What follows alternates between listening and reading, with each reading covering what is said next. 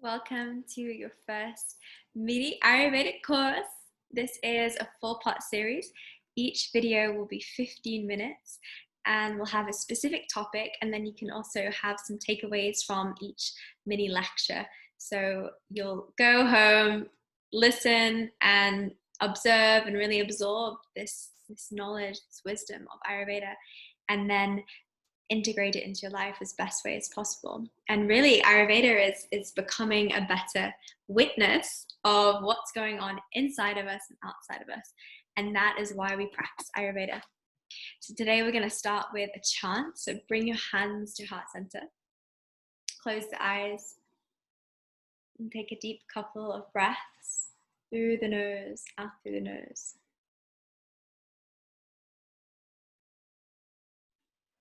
And just ground here in this moment, as that's all we have. And we're going to chant to Ganesh. Now, if you don't know this mantra, you can just receive. This is a teacher to student mantra, even though I'm always the student, always learning from you as well. Take a breath in, out, and then in to chant or to receive.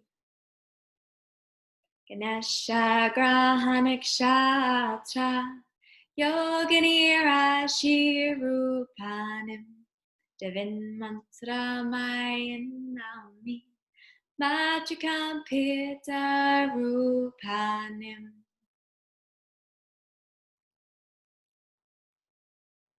I open myself to the teachings that brighten the light of self-knowledge. Om Shanti Shanti Shanti Hari Om. Hi guys. So today we're going to be learning all about the Ayurveda, like where it's from and how it can benefit you and what it's about.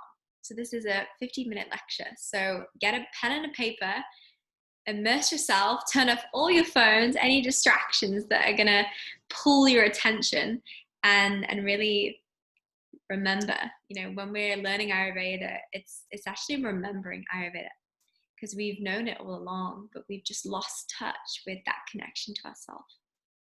We've lost touch to that deep, deep wisdom, that body's innate intelligence, that we know what to do at any given moment. Our body knows, we just have to trust it. So Ayurveda, Ayur means life and Veda means knowledge, and together they come together as the science of life. How can we have knowledge of ourselves? Knowledge is power. Knowledge of self is self-empowerment. So often, when I'm teaching these lectures in my workshops and my one-on-one clients, I ask this question to you guys. What does my healing journey look like? So in Ayurveda, the healing is not just physical. Healing is emotional, mental, physical, spiritual. Ayurveda sees that we are composed of these 4 different modalities, like these elements inside of us are not just physical. We are made of energy. We are a soul that has come into this world to experience a lesson, a life lesson. This is called Dharma. And in yoga and Ayurveda, they come hand in hand as a sister science, a spiritual science. Ayurveda is to purify the body, and yoga is to purify the mind. And together they go hand in hand to help us evolve our consciousness so we can radiate light, we can find what we're here to do, find our superpower. What's your superpower?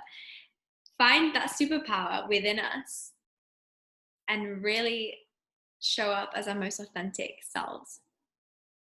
So just, write this question, and I want you to journal about it. Self-inquiry is such a big part of Ayurveda, is really knowing us behind those layers that hold us, they cause separation, that hold us back from truly, truly thriving in life.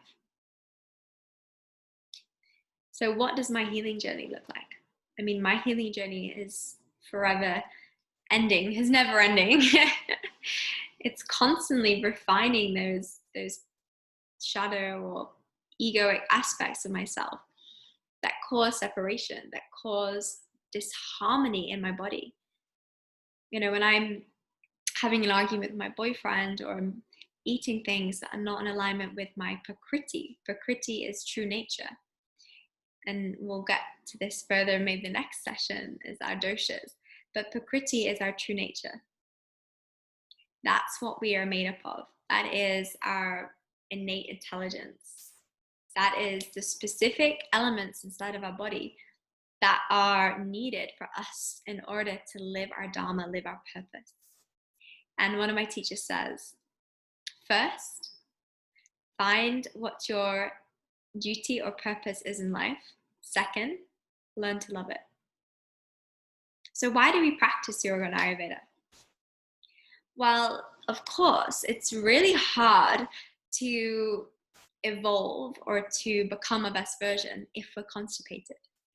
If you've ever had like a pizza or some form of heavy meal and your digestion's just really slow from eating it, and you wake up and you can't go to the toilet, your head is like super foggy and you have like, no clarity, that is because you haven't been able to digest your food.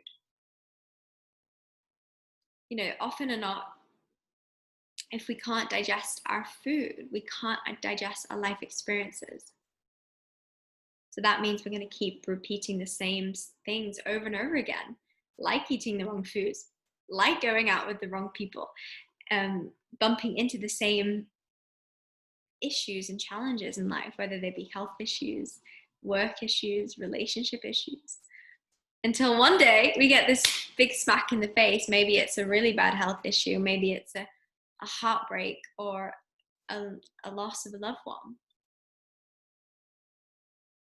And we have to check in with ourselves. Am I going to stay the same and complain about my situation? Or am I going to choose some form of healing modality, whether it be breath work, Ayurveda, yoga, meditation, whatever you're drawn to? That's what your soul needs right now in this moment. You're drawn to a specific healing modality that's going to help you on your path. And really, healing is, it's really, like I said, it's undoing those layers, those conditioned patterns, those self-sabotaging beliefs that we've accumulated through our parents, through our environment, our social and cultural environment, and really finding what is our truth. What are we here to do?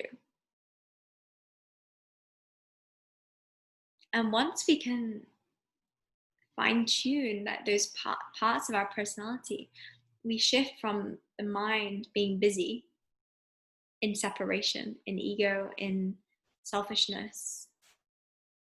From I, we go to we go universal. So we shift from the mind to the heart. And really, when we shift to that point, that's when we naturally are starting to heal ourselves from the things that have been holding us back.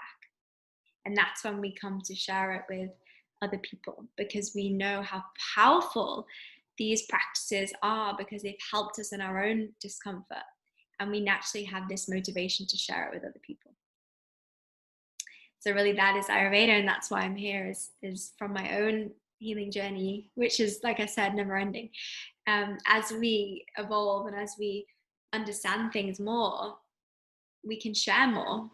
But it's really important that we integrate it into our life and we really embody these teachings and these practices. So I invite you today to put your hand on your heart and just remember and say it out loud. I am enough. I do enough. I have enough. Repeat after me. I am enough. I do enough. I have enough. I am enough. I do enough. And I have enough. And just sit with that feeling. How does it feel? Give yourself the validation that we seek externally from our partners, social media, our work. And really, that is Ayurveda. It's starting to fine tune the things that we need and give them to ourselves and not wait for anything outside of us to make us feel good on the inside. It all starts with our own ability to practice self care, practice self love. And that's going to give us the confidence and the empowerment we need to thrive and to become our best version. So, a bit of history about Ayurveda. History, or shall I say, her story. Ayurveda is feminine form medicine. Masculine medicine is Western medicine. So, we love Western medicine. If you break your arm, you go to see a doctor. That is, they're going to fix it for you. Amazing. However, I think the thing that I love about Ayurveda is that it really embodies the mind-body connection. Whereas Western medicine, it doesn't really look at the mind-body-spirit connection.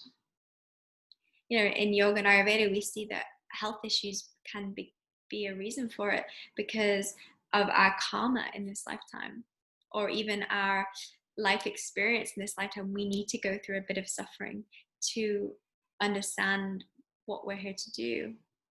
And I met a guy the other day, and he said that he was an actor in Canada, and he was, getting pretty high up in his career and Netflix and stuff like that. And all of a sudden, he got this autoimmune disease, and it was like this flashback. And he was telling me that it was literally like it was the job or my healing, and the path that I needed to take was the healing.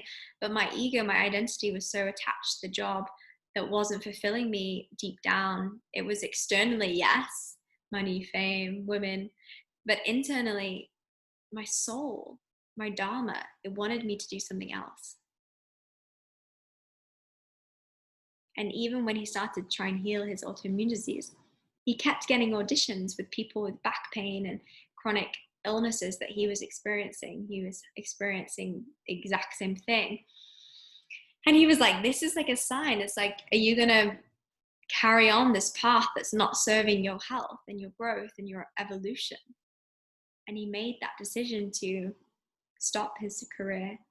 And now he's teaching people and mentoring people and guiding people back to their own intelligent wisdom of the body and helping people heal from autoimmune disorders. So that's just a little example of how the mind is so powerful. Like when we are not in alignment with our soul's reason for being here, our purpose, that is the majority of why people come to me is like, oh, I have a digestive issue, or I have sleeping issue, I have reproductive issue, period pains, no period, all of that stuff that a lot of people suffer from. But when we pull back the layers, it's due to a lack of purpose. We're not in alignment with what we're here to do. And I know this in my own life. I was a skimpy waitress in Australia. I lived there for 5 years before living in Bali. And I was topless waitressing on boats and in front of men. I was naked and I was serving alcohol, and I was making a lot of money. And, at the time it was amazing. Like I was young and I'd never had this kind of money before. I grew up in a very poor background, and I never experienced this kind of abundance. But really, I was just spending all my money because I lacked the self-worth, and I didn't really feel like I deserved it. And then it started to manifest in a physical form as digestive issues, gas, bloating, really painful. Like I used to look like I was pregnant. It was awful. And I remember one time someone saying, oh, how many months pregnant are you? I was like, I'm not pregnant, I'm just bloated. But inside I was like, oh my God, like I need to go on a diet. And really it was only to start to come to Bali and learn about yoga, Ayurveda, and these ancient healing practices and self-care practices that I started to heal myself and started to have the awareness of when I was going out of balance, which we'll go through in another one of the lectures, of one of the 4 lectures. But yeah, the second question I'm going to ask you tonight is, what in this moment does your body need? What in this moment does my body need? have it written down, write a few things like, do you need more sleep? Do you need more food, less food, exercise? What are you needing right now in this very moment? And tune into that innate wisdom. Maybe take a couple of breaths and just check back on the last couple of days, like what's been going on for you, and have a think, like, what do I need right now? And this is what we need to get into the habit of doing every single day. Tuning in. What do I need today? Do I need coffee? Probably. Do I need chips? Probably not. Do I need to go for a walk on the beach? Yes. Do I need ice cream? Yeah, I feel like some ice cream today. That is also nourishing as well. So these are the two questions I want you to ask yourself. And get into that self-inquiry. What does my healing journey look like? What does your healing journey look like? Where are you at your healing journey? Are you the beginning, the middle, the end? Like I said, we're always on it, but as we grow, we go through different stages. And you may learn new things today, or you may already know a lot of this stuff. But it's nice to hear it from a different perspective. So once you've written it down, just have a look and see, like, where in your life are you not fully thriving? Is it your health? Is it your relationships? Is it your purpose, your work? Is it your finances? Now, the tradition of yoga and Ayurveda say that we all can thrive. We're all here to thrive, not just survive. Now look at the area in your life that you're not thriving in, that you would like to be thriving in. And I guarantee you, if you are committed to Ayurveda and yoga, as it unfolds the teachings of these ancient self-empowerment, self-healing practices, it will give you exactly what you need in order to thrive in life. And this is the part of the mini workshop course I wanted to put together for you guys, to really start to digest on a physical, emotional, and spiritual level what you need right now. Learning, like, what is going to be of service and highest service to you, and what is maybe not going to nourish you in this moment in time. And that self-inquiry and that